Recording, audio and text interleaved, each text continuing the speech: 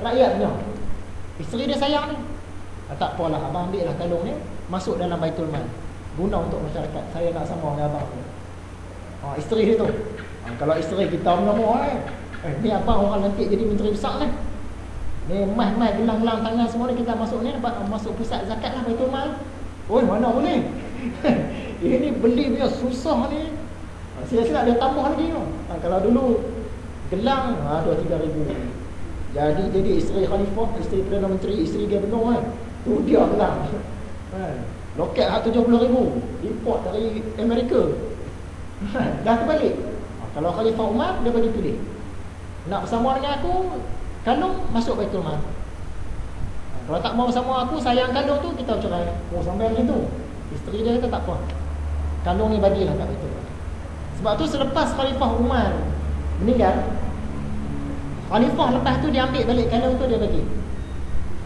Jadi ni makcik ke kakak ke apa, ni Khalifah, ni kalung kamu punya dulu kan, suami kamu dah meninggal ni, saya nak bagi balik. Apa kata isteri dia? Isteri dia kata, semasa suami aku masih hidup pun aku tak mau kalung tu. Selepas suami aku mati pun aku tetap tak mau kalung tu. Bagilah pada umat Islam. Kuat isteri dia. Isteri dia bagus.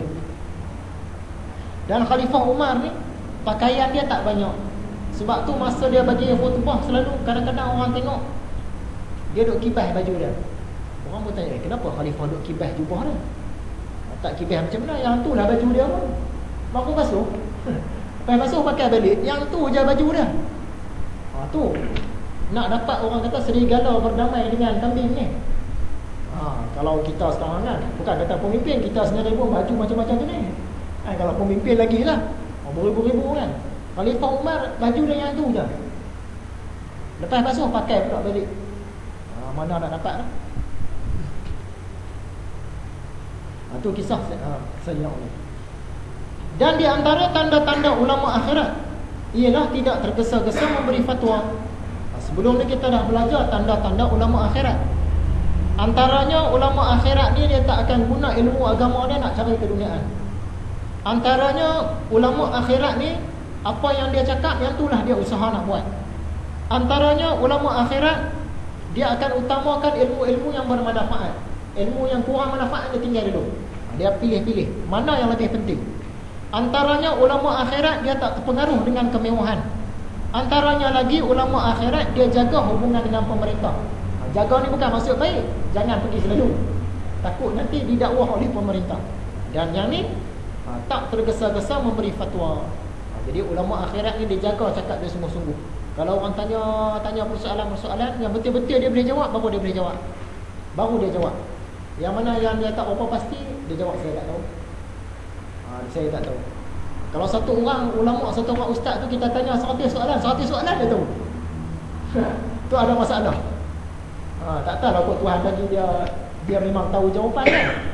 Tapi kalau orang-orang soleh ni, kita tanya 100 soalan, mungkin dia jawab 80, yang 20 dia kata saya tak tahu. Sebab dia berhati-hati. Dia jaga, dia berwaspada. Dia ambil jalan selamat. Sebab cakap dia tu nanti akan dipertanggungjawab di akhirat. Antara tanda ulama akhirat tak tergesa-gesa memberi fatwa, dia fikir dulu. Tetapi berdiri teguh menjaga diri dari memberi fatwa selama masih ada jalan untuk melepaskan diri. Kalau kerajaan dah lantik dah satu orang mufti ke apa kan, dan dia mufti tu pun bagus, orang tanya mufti tu lah. Padahal dia boleh jawab, tapi dia saja-saja tak apa tanya mufti lah. Sebab nak jaga diri dia tu. Jika ditanyakan tentang yang diketahuinya benar-benar dengan dalil, nas, kitab Allah, hadis atau ijma' atau qiyas yang nyata, nescaya berfatwalah dia. Kalau ditanya satu soalan macam mana ni, Tuan Syekh, hukum kepada masalah ni. Oh yang ni saya tahulah.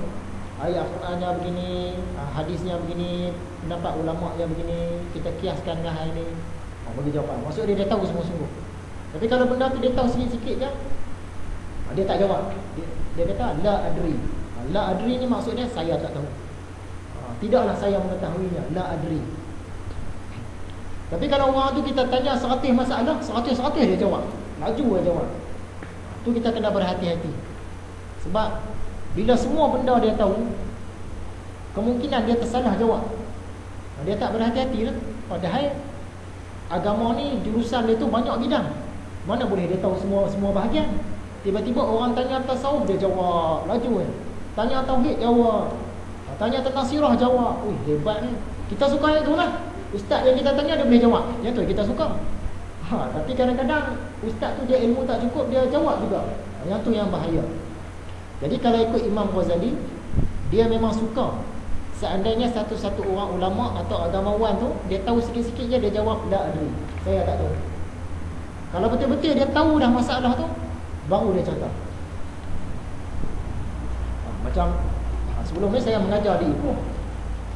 Lepas mengajar orang tanya, betul ke Socrates, orang Yunani dulu ni, sama dengan Luqman Al-Hakim dalam Quran? Saya boleh jawab lah sebab saya pernah kaji bahagian tu. Saya pernah kaji. Kita jawab sedap, kita boleh jawab. Tapi kalau tak tahu, kita tahu sikit-sikit, ya pernah terbaca apa, kita elok kita jawab, tak ada. Saya tak tahu. Kena nantilah saya buat kajian dulu ataupun tanya orang lain lah. Kadang-kadang kita ni kita tahu sikit lah, tapi kita cerita tu macam tahu sungguh. Oh ya, yang ni dia tahu dah ni. Memang yang ni dah tak salah ni. Padahal kita tahu sikit kan. Jadi ulama akhirat dia kena hati-hati. Muka surat 3. Dalam hadis tersebut, dalam hadis ada disebutkan, artinya ilmu itu 3. 1, kitab yang berbicara iaitu Al-Quran. 2, sunnah yang berdiri tegak iaitu Al-Hadis.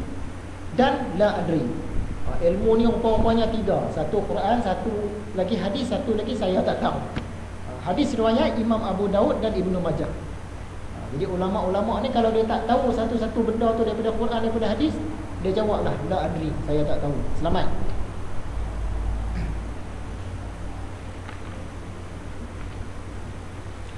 Tuan-tuan buka muka surat 4.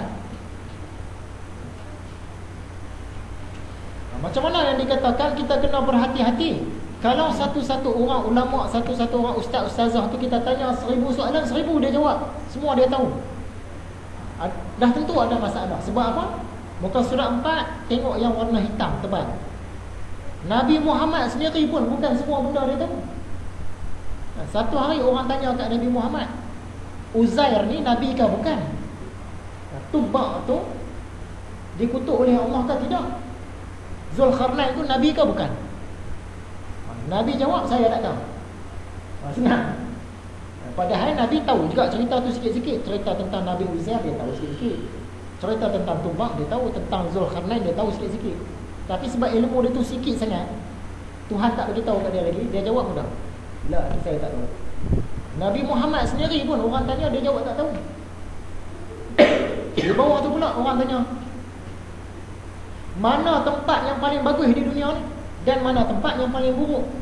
Nabi Muhammad jawab, la adri, saya tak tahu. Aku tak tahu mana tempat paling baik, mana tempat yang terburuk, tak tahu. Padahal kalau dia tak fikir-fikir boleh, tapi dia jawab tak tahu.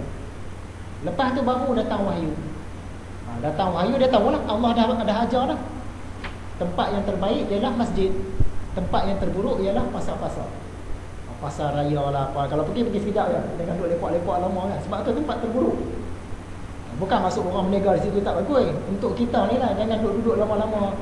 Kalau kita nak pergi melancong lah, rasa-rasa tempat mana yang kita tuju dulu. Selalunya orang dia tanya, kat sana ada shopping complex. Dia bukan nak pergi masjid-masjid, tempat sejarah agama tu tak. Macam dululah saya sembang dengan kawan, jom kita buat rombongan pergi Riau. Riau ni dekat selatan Singapura tu. Pulang. Sebab kat situ asal bahasa Melayu. Nak tengok sekarang ni cara mereka cakap tu macam mana. Bahasa Melayu yang kita guna di Malaysia ni, situ asal dia. Dia bukan guna bahasa Johor ke, bahasa Terengganu ke, bahasa Perak ke tak. Bahasa standard kita ni daripada Riau. Johor Riau, Riau Lingga. Teringinlah kita buat rombongan pergi sana. Tapi tak jadi pun sembang ni masa tu. Sebab nak tengok orang tu dia bercakap macam mana sekarang.